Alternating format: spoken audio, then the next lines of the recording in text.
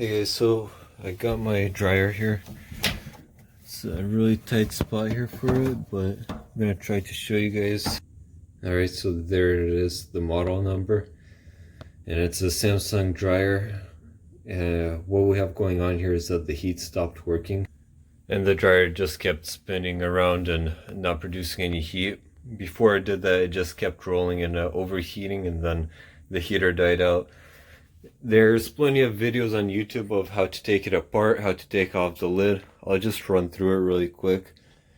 The lid, 2 screws in the back, you swipe it off. After that you have the control panel right here, which is also 2 screws. You just twist that back. What I didn't see on YouTube is the newer models, they have a pin somewhere here. It's right there. I ended up breaking mine. So I'm not sure where it went, but it was pushing in somewhere here. I ended up just pushing back, and apparently I snapped it. So it shouldn't be too much of a problem. Then the face cover here had 2 screws here, and then 4 screws on top. And after that you open the door and just pull the lid off, which brings you down to over here, where the next problem comes in. As you can see, it's messy there, but it's a working dryer, so that's why it's messy. This wire is connected to this one right here. I just unplugged and tucked it away in there so it wouldn't be in my way. After we got that over with, I unscrewed this one screw here. If you've seen on the other videos, or maybe you haven't, but this is like a table. It has 90 degrees. And there's screws in the back there that I couldn't reach. I got a little screwdriver, I still couldn't reach it. So I got the front one off, and then I just bent this out and pulled it out of the way. At which point this heating element unit, I put it sideways and just pulled it out through there. It's probably the best way to do it. So after I got that out of the way, I got the power going to here. You got your positive and your negative. Then you have, I believe that's a temperature control and a moisture control right there.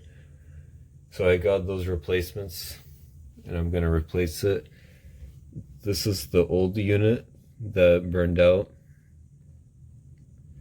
And as you can see, it's just a coil with a positive right there and a negative. And it all connects together, it heats up and produces heat. This is the new one right here. As you can see, there's a slight difference with the old and new, mostly just that difference. But I'm gonna put it in right now, and hopefully we fire it up and it works good. The only thing that they mentioned here is make sure none of the connections are touching each other, so that everything's separate so it doesn't fry itself. So now I'll be putting in here. Alright, so I just pulled the lid off. On the advice that I got, I was supposed to get these little tags right here and bend one out and then put it in. And yeah, I didn't do that. You don't have to do that, honestly. It works fine without it. You get this guy, you put it in like that. Match it with the screw holes. I'll probably pull it together tighter so that it fits. Afterwards, this one goes into the bottom hole.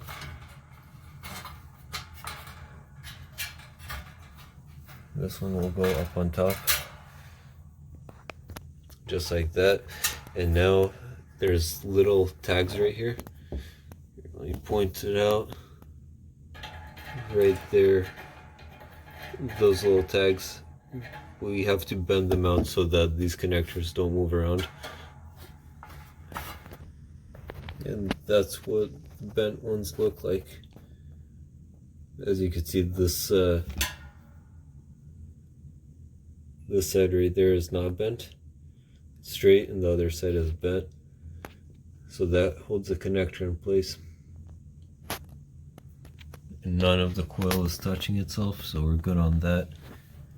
I'm going to switch out the 2 sensors because I believe that they were part of the problem, so might as well get it out of the way.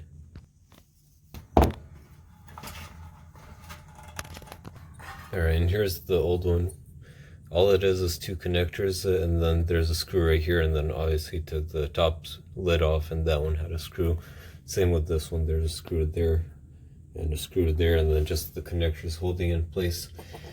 So I'll switch them out right now. Alright, so I threw them on. That's the new one, that's the new one. And I connected the sensors just as they were. Although I don't think that there's a difference towards the actual sensor, just because there's no markings on which one should get what, or even what side they go on. And then those went on just as they were. Again, I don't think that there's a difference. So now that we got the hard part out of the way, let's go ahead and throw the cover on, screw in the screws, and put it back in. So slip those 2 guys in, and then we'll have to bend this one out afterwards. It got a little bit loose, so we'll bend it back out. Just a little reminder, this metal is not finished metal. It's really rough. I ended up cutting my finger when I hit this guy right here. So just a little tap got me the cut. But anyways, let's go ahead and finish throwing the screws on. Alright, there it is. All the screws are in. It's weird that they only put in 7 screws in here, so they missed like the doubles. They didn't add a screw in there. So now that we got that in, we're gonna push this down and slip that in just as it was. Alright, got it in like that. Then you just push it, wiggle it. Alright, now that I got it in there, just gonna make sure that the connectors are all good.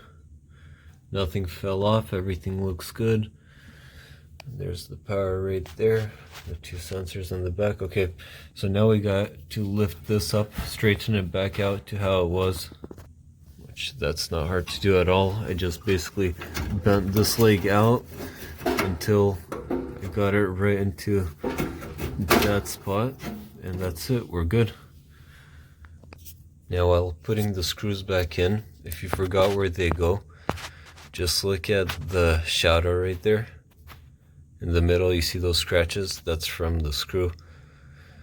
That's what I followed earlier, so you could kind of see what's going on there and follow the scratch marks to see where the screws used to go. And now what we have is this tab right here has to click into that tab, and we throw this screw through that hole. Alright, so by doing that correctly, we were able to snap that bracket into place, put the screw on, and in the way back, I'm going to try to show you guys, I don't know if I'll get it, but in the way back there's like an exhaust port. I can't really get that.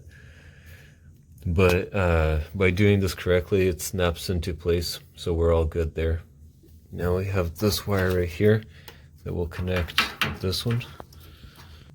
Alright, so everything's connected and the cover is ready to go back on.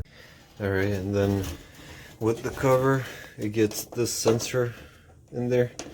Sensor's a really fast one. There's no hooks or anything like that on it. And we basically pop it right there on the bottom. There's 2 brackets there. And then this, I believe, just gets pushed in so that these 2 snap into place. Alright, and then we have the 4 screws, and we could follow the markings again where those 4 screws were.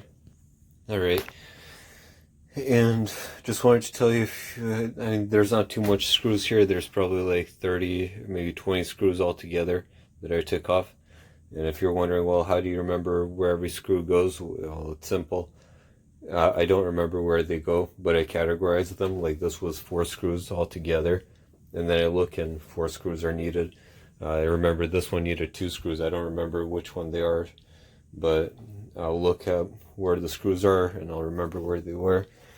You could also just have a little piece of paper and categorize them, and then write on the paper where they came from or something to help you remember. But after that, the control panel goes on, and then we got 2 brackets there two brackets here, and then this is the one that I broke by snapping it off because it was stuck, but it will be just fine. So after you snap that in, these two screws are the ones with the washers, and you could kind of see that the little groove right there is for it. Yeah, you guys kind of see the engravement there for the washer. So screw those on. Then the important thing is not to forget the two screws that go inside of here. So let's get those two on the bottom. So it's kind of hard to see, but it's that screw and this one right here that go back in. So I'm cutting a lot in this video, not showing you guys the small steps like screwing, because honestly I hate screwing screws in with the screwdriver. It takes too long, and I'm sure you guys don't want to watch some guy screw screws into a dryer, so there's no point of having that in the video. But aside from that, this project does take about 30 minutes to do. It's not something I like to do. I don't like appliances too much to deal with them. Last step here is to throw the cover on. And there's just the two screws that go into there. And this snaps into place and we're done.